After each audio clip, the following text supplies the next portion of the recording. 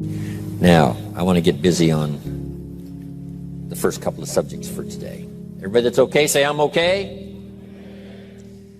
Here's the first subject that I found so interesting. I want to share it with you. Then I want to talk about personal development, the subject that I started listening to age 25 that revolutionized my whole life, from my mentor, Mr. Earl Schoaf.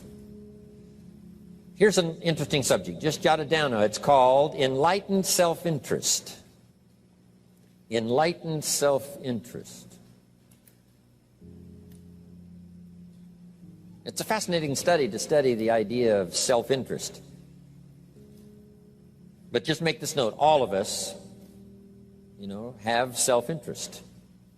The key is for it to be enlightened so that everybody wins and no one loses. Our first interest is to survive. What does it take to survive?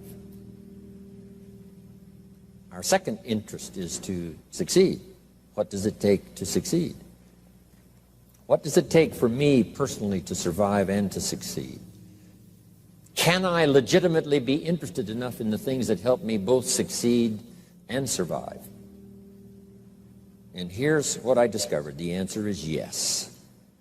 It's possible to exercise self-interest, but to do it in such a way that no one loses, everyone benefits. Key phrase: life was not designed to give us what we need. Life was designed to give us what we deserve. We do not reap a harvest in the fall because we need it. We reap a harvest in the fall because we deserve it.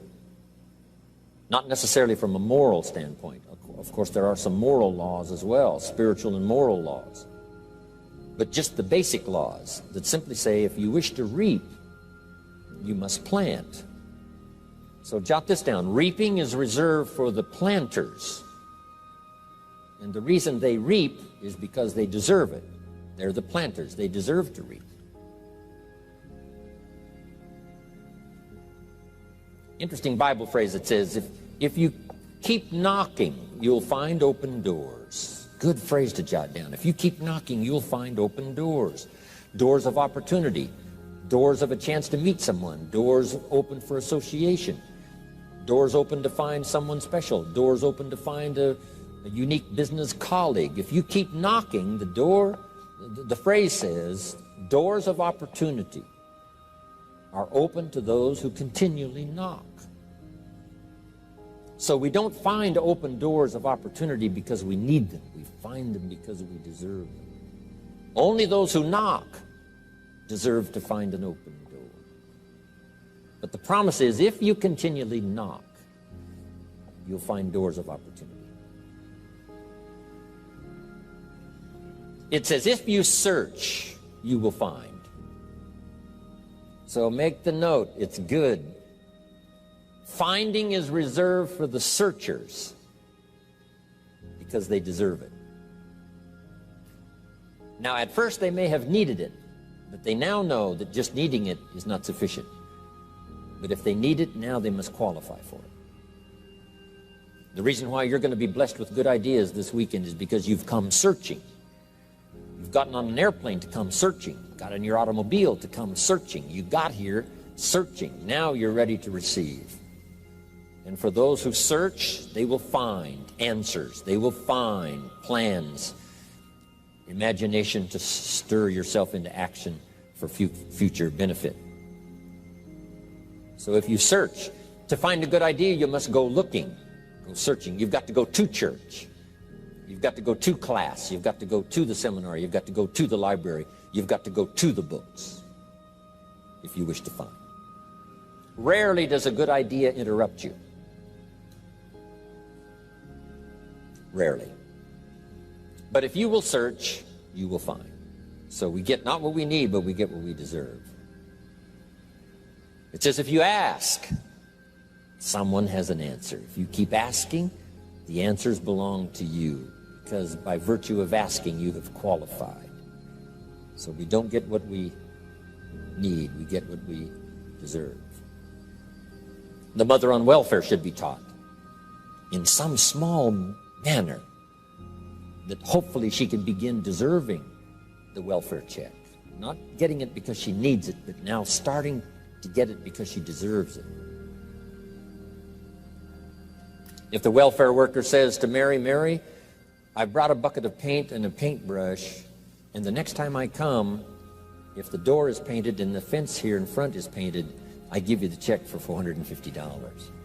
Not that painting the door and painting the fence is worth $450. It's not worth that much, but it is the beginning of the process. So make that note. I want to begin the process of deserving. What would that be? What process should I begin engaging in to deserve good health, to deserve a good relationship, to deserve prosperity, to deserve an enterprise, to deserve the opportunity to build a city? What must I do to begin the process of deserving? So now the welfare worker comes back and the door is painted and the fence is painted, and now Mary gets the $450 to help take care of her children, not because she needs it, but because she's beginning to deserve it. Then the welfare worker thinks of some other project. She said, Mary, if these weeds are gone and this little garden is cultivated, when I come back, now that the door is painted and the fence is painted, if the weeds are gone and this little garden is cultivated, you get the $450. And step by step, a new life is emerging, learning the process of deserving it, not just needing. We teach our children at home, right? Child says, I need $10. So that language doesn't work here. There's plenty of money here, and the vaults are full.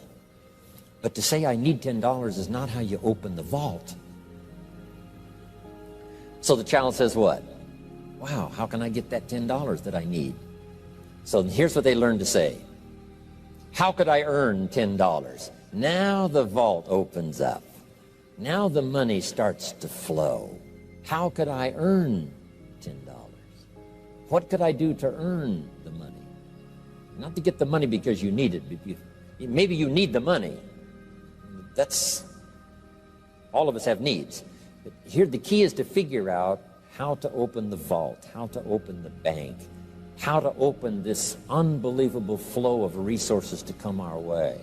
And here's the key: to deserve it, not to need it. You can't walk out to the field and say to the field, I need a crop. Here's what the field says. Here's what the ground says. Who is this clown that brings me his need but brings me no seed?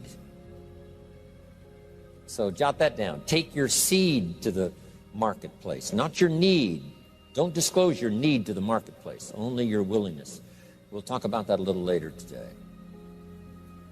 Because the marketplace is not interested in your need, but they are interested in your seed. They're interested in your willingness to work.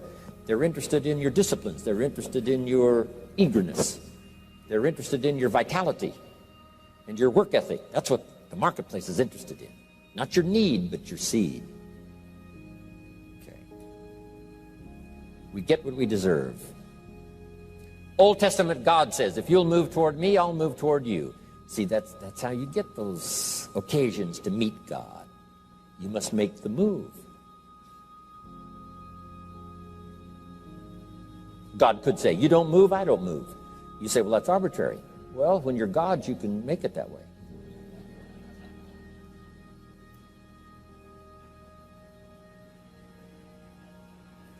So, the law says if you wish to receive, now let's talk about enlightened self-interest. If you wish to receive, and we would call the wish to receive self-interest. But if it's enlightened self-interest, here's what it says. I understand that in order to receive, I must give.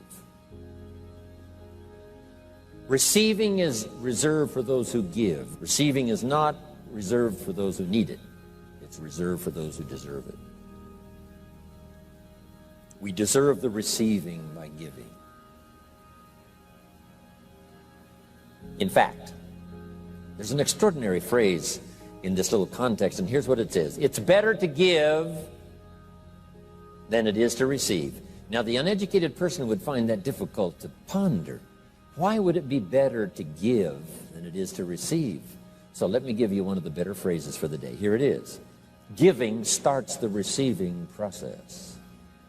So of course it's better to give than it is to receive. How much receiving do you wish?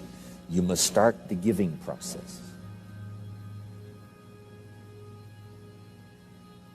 For me to receive my additional fortunes for the future, not necessarily for the money, because I don't need the money. I take the money, but I don't need the money. But here's what I do need: for someone to say a year from now, 5 years from now, Mr. Rohn, that seminar helped to change my life. And for whatever reason, I was brought here to this place for this time. And later someone says that. See, to receive that kind of thanks, it's unbelievable. Here's what you cannot buy: that kind of thanks. You can't buy it with money. You have to earn it.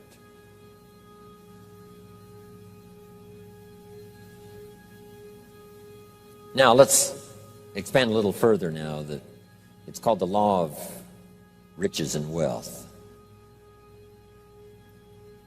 In our own self-interest, if we wish to be rich and wealthy and prosperous and healthy and all the valuable things we can think of for the human experience, how could we get there? It's understanding the law of enlightened self-interest and the law of deserving.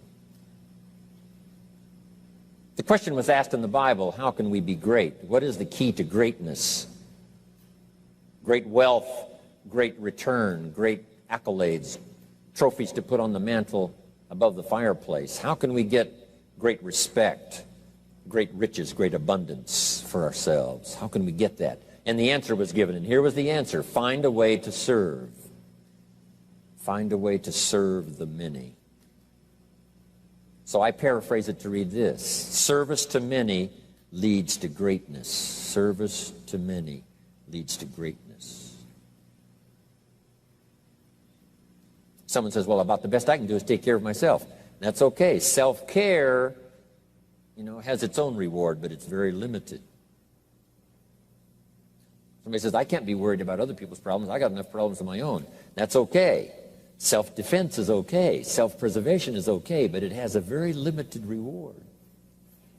If you wish to change that into abundance and prosperity and uniqueness, then here's what you must do: help solve other people's problems. Help find answers for someone else, not just for yourself, but for someone else.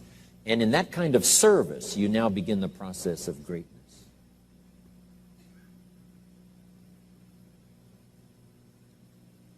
Someone asked the question, how can I be ruler over many? How could I manage a lot of people? How could I be the leader of a vast movement or enterprise? Here was the answer: nothing wrong with that wish. We call that self-interest of the highest kind. Wishing to be the manager, the ruler, wishing to be presiding over many people. Here was the answer: be faithful when the amounts are small. Be faithful when there's just a few. Be disciplined when there's only a few.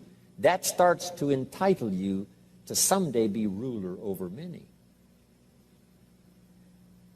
You say, well, if I had a big organization, I'd really run it with a strong hand and I'd be a fabulous leader. But I've only got a few and I don't know where they are. See, that's not going to work. If you wish to preside over riches, you must start when the amounts are small. Someone says, oh, if I had a fortune, I'd really take good care of it, but I've only got a paycheck, I don't know where it goes. See, not knowing where it goes disqualifies you now for presiding over the fortune. We've all heard that, right? I don't know where it all goes. Did you ever hear that expression? Oh, we'd love to have you run the company. You don't know where it all goes. Somebody says, it just gets away from me. Oh, we'd love to have you run the world, right? It just gets away from you. Somebody says, it's only pennies and it's only a few. Here's where you begin to qualify for abundance and riches and greatness and respect, is to be disciplined when the amounts are small. Someone finds it unique, right, that this many people would come and hear what I've got to say for a whole weekend, but this is not where I started. I started with just a few, but I was so on fire with the few, trying to translate for them in my awkward ways back then what had happened to me. My life got changed, my income got changed, my health got changed, everything got changed for the better. And now I've lived the most extraordinary life. But it started with my passion for just a few, to translate for just the few. Someone says, well, there's just a few here. You know, does this meeting matter when there's only a few? And the answer is yes. Jot this down. You never know who's in the audience, whether it's a few or 1,000 or whatever. But you got to be faithful when there's just a few. Tell your story when there's just a few. Be just as passionate about ideas that can change someone's life when there's just a few. Now you begin. You're not fully qualified, but you begin the qualification to someday speak to many. Someday preside over a vast crowd. Someday be the manager or the leader of millions. It starts in those early days to deserve it. Now, jot this down. Also give yourself a chance to change. Some things I held on to that I thought this was it, this was it. I'm telling you, after a while I gave it up, found out it wasn't it. So give yourself a chance to change. Refine your philosophy. Refine your direction. If you'll give yourself a chance to do that, here's what will happen down the road a ways. A new door will open that you haven't discovered before. Give yourself a chance to change. Reevaluate.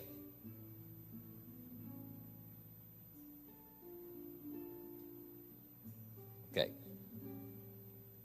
So let your library be a testimonial of your dedicated interest in accelerated personal development, that you will read whatever you have to read, you will hear whatever you must hear, and you will watch and see whatever you must see in order to make your life refined and worthwhile and achieve all of your purposes. That's what I want this stopping station to be these 3 days. Just to come here and sit for a while and listen and ponder and take notes and work hard and see if you can't absorb, get all that you possibly can here so that it will start to refine your life even before you get on an airplane and fly back to wherever you came from, before you get in your car and drive away.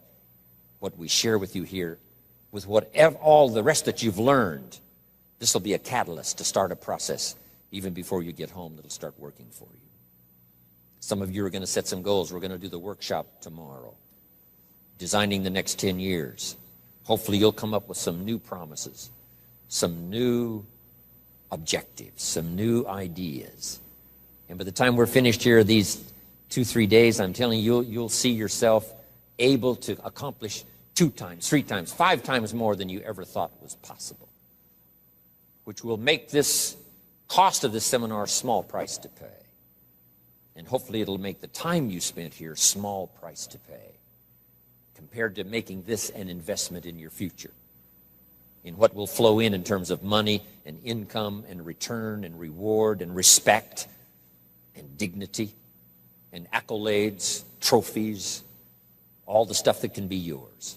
A marriage that lasts forever, a friendship that nourishes you forever, things that you'll find that you'll keep and treasure for a lifetime. Hopefully this is one of those weekends. It takes a lot of effort to learn. It takes a lot of effort to grow. It takes a lot of effort to decide and debate. But jot this down. It's all worth the price. Whatever stimulates you to think, whatever stimulates you to wonder, whatever stimulates you to react or even to debate, even if you hear something you say, well, that's not right, see, that's still valuable. It means you're awake. It means you're alert. It means you're alive. It means your mind is ready to take on something, whether it's agreeable or not agreeable. Something right, something wrong. Who cares what it is? We've got to listen to a variety of voices. And some are going to come from the left and some are going to come from the right. And some are going to come from mysterious sources. And some will try to entice you with all kinds of stuff. But that's okay, just so you're alive and alert and awake, ready to process anything that comes your way. Take the best of it and make it beneficial for you, so that tomorrow you walk with a stronger step. Next month you see a clearer vision. And a month from now, the purpose for your life is multiplied by 2, 3, 5. That's what I want to create here. So, now, to hurry and get through, because we have so many subjects to cover, let's cover now some other things under personal development. Here's one that's important as you read and as you listen and as you study and as you grow and as you take notes and as you fill up your journal. then try to work on the ideas to make yourself valuable in the marketplace. Here's something to remember under personal development, some things I had to learn. First, steps to success. First of all, you need good ideas. Just decide right now you're going to accelerate your plan for collecting good ideas. Ideas for your life, ideas for your health, ideas for your marriage, your relationships. Ideas that stimulate. One idea sometimes leads to the next, needs to the next. And the 4 or 5 ideas in the future that really thrust acceleration into your life, you couldn't have gotten unless you went through the first one and the second one and the third one. Next, you need good plans. So we're going to talk about time management and game plans tomorrow. You need a good health plan. Traveling around the world, you can imagine the kind of health plan I have to have.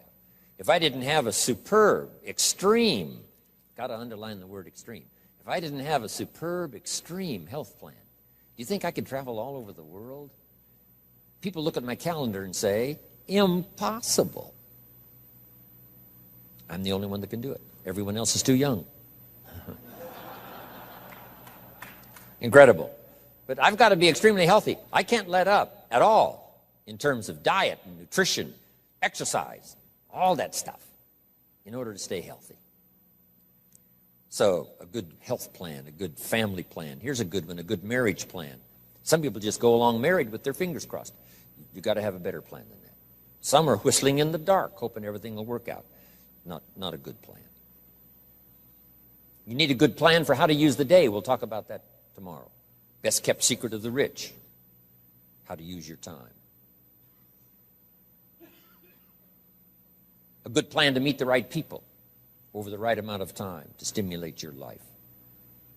You need a game plan for lifestyle. We'll talk about that later.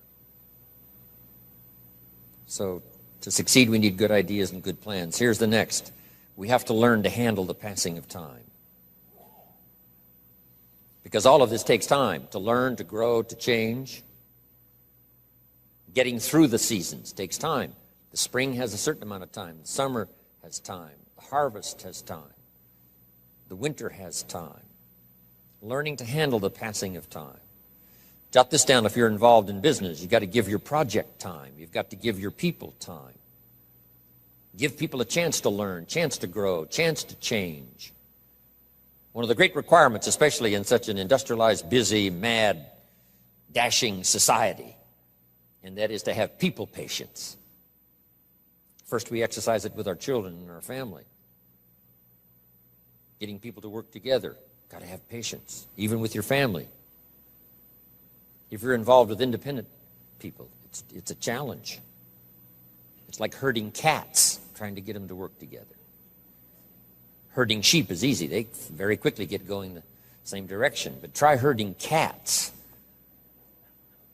It's like your children. Different ages and different personalities and different opinions. To get the family all going the same direction, kind of working together to make things work, I'm telling you, it is a challenge. But if you'll have some patience, you can do it. Now, here's the big one, to have patience with yourself. Give yourself time to learn. Give yourself time to understand good ideas. Give yourself time to make changes and then grow into those changes. Give yourself time to refine your personality to fit the business, whatever business you're engaged in. In some you may have to speak up a little stronger, and some you may have to calm down just a little bit more. Just learn to refine your personality and your temperament to suit. All of us can do that, but it takes time. Have patience with yourself. We had to do that from the beginning. Learning to tie the shoestrings of your shoes. If you tried a couple of times and says, I'll never learn this, it's over. Say, no, you can't go through life with your shoes untied. Come on. Some people, maybe it happens for them a little quicker than others. Some people get the hang of it almost overnight. Someone else, it takes a little longer. If it takes you a little longer, have patience with yourself. Because patience has its own reward. Patience is a virtue of the extraordinary kind.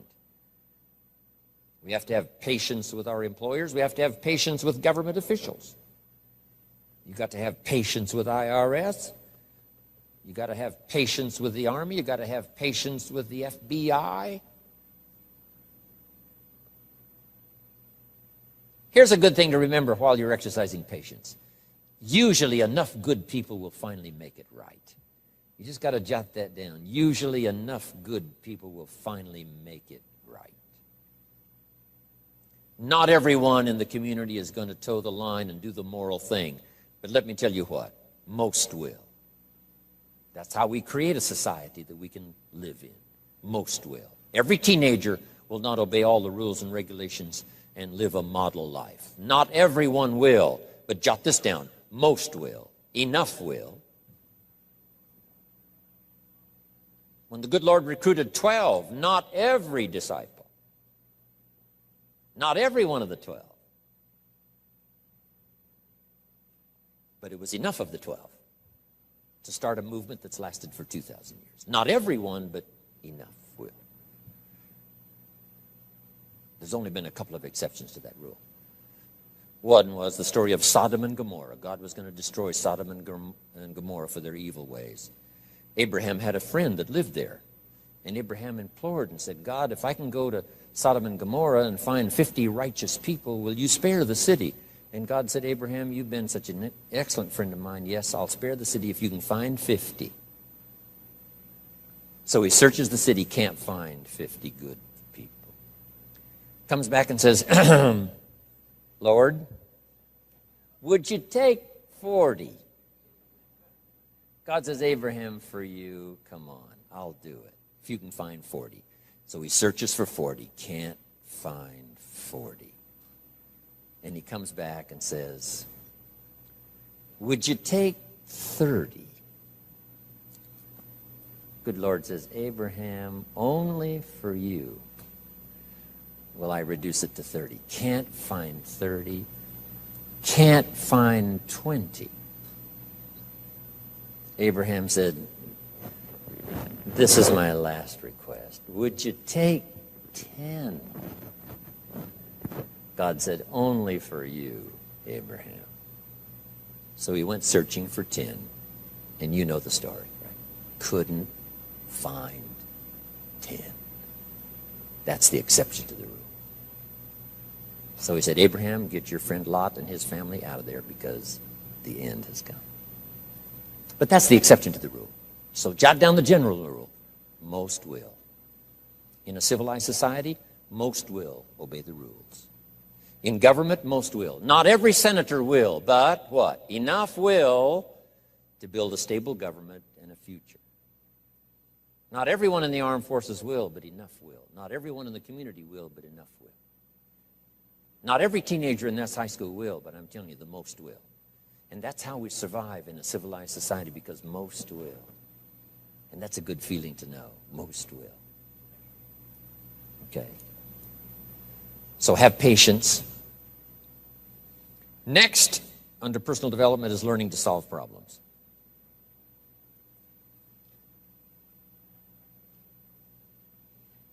By the way, having patience with the seasons takes time to develop the crop.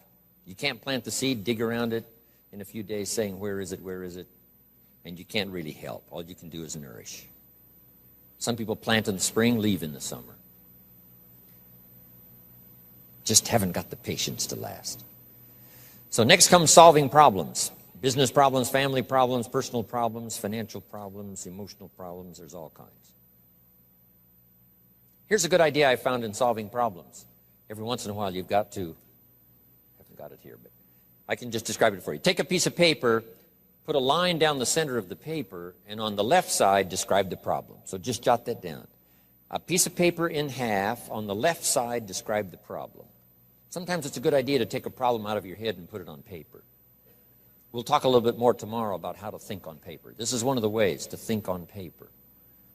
Our mind usually is too busy sometimes to sort things out. So if you take it out of your mind, put it on paper, what is the problem? And you should describe to the best of your ability what the problem is. And then ask this question, is that all of it? Because if you're going to prescribe something for the problem, you need to know what all of it is. When you've got it all listed, on the other side now of the paper is called answers and solutions. The problem on one side, answers and solutions on the other side. And now let me give you 3 questions. 3 questions that can help solve most any problem. Here are those questions. Number 1, What could I do? So just jot that down. What could I do? Then you start developing what we call working papers. And the working papers consist of making a list of the things you could do to solve this problem. Number one, and you say, well, number one would take too long. I can see that right now. Let's go to number two. Maybe that's the answer. Number three, no, that isn't it. And let's say you've got several points now and you've done your best to try to solve the problem yourself and you can't solve it yourself. Here's the second question. What could I read? Maybe somebody spent a lifetime researching the problem you've got, and they've got some excellent answers from a lifetime of research. Maybe in your own journal you've taken notes before on something. You say, hey, I remember a class I took. Seems like there were some answers there, so you go back, do a little research. So under number two is research. And if you search, what? You will find. If you research, you will find. Search and research.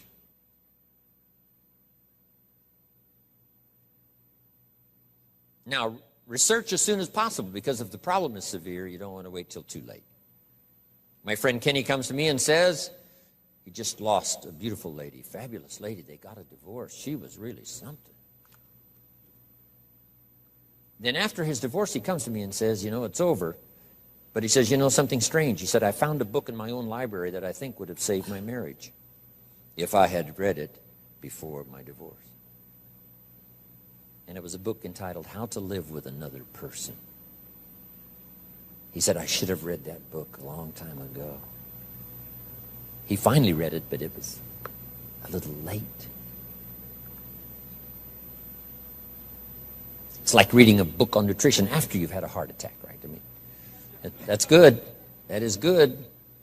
But gosh, it's so much better to read it before. Spare yourself the agony and the lost time and maybe the loss of your life. Now, if you tried to solve it yourself and you can't solve it and you've researched and it doesn't seem like you've got the answer, here's number three. The third question is, who could I ask? Is there someone around me that might have the answer to my problem? Now, under that, put this. Don't ask first now. Try to solve it yourself. Develop some working papers. What you think you might do, that still isn't it. Here's some books I've read. This guy's crazy. This guy, no answers, haven't got it. Now I ask. But if you now can show your working papers to who you ask, you can't believe how swift the answer will come. All of us have heard this, but let's remind ourselves one more time and put it in your notes. We all love to help people who, first of all, try to help themselves. Back to the philosophy of deserve. I've tried to work it out, haven't got the answer. Maybe you can help me. Somebody is very willing to help you if they know you've tried first to help yourself. It works that way with our children, right? My daughter Linda, before she got married, used to travel a lot. She comes to me and said, Daddy, I'm headed for Thailand. I said, wonderful. She said, I've saved up my money. I said, fantastic. She said, I've got $1,000. I said, wonderful. She said, the kids wanted to go here, wanted to go there. I didn't go. They wanted to buy this, wanted to buy that. I didn't buy. I got my money put aside, $1,000. I said, Linda, unbelievable. You must be my daughter. That's fantastic. Now, she said, to make the trip, I only need a couple of thousand more. An easy 2,000, right? But she knew she couldn't get the whole three. But she knew that if she worked hard to the best of her ability and put that first 1,000 together, the next two was easy, right? Okay. So, develop your working papers. Do your best to solve problems. Here's why you try to solve it on your own first. You need the mental and emotional muscle. You need the discipline. If you just quickly go to the answer, somebody that's got it, now you're not developing the muscle. You're not developing the discipline to solve your own problems, because there may come a day when there's no one else to ask.